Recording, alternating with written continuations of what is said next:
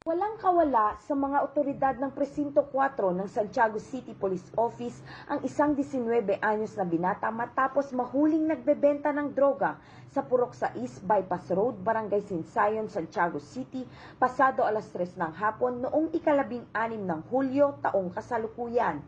Ang suspect ay tinago sa pangalang JD, isang out-of-school youth, laborer at residente ng Purok 7, Barangay Turod Sur, Cordon, Isabela.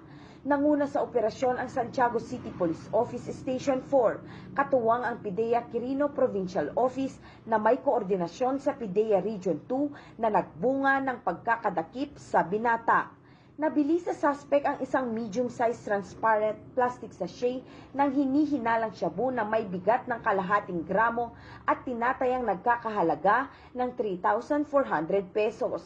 Nasamsam din mula sa kanya ang marked money na 3,500 pesos, isang Android phone at ang motorsiklong gamit nito.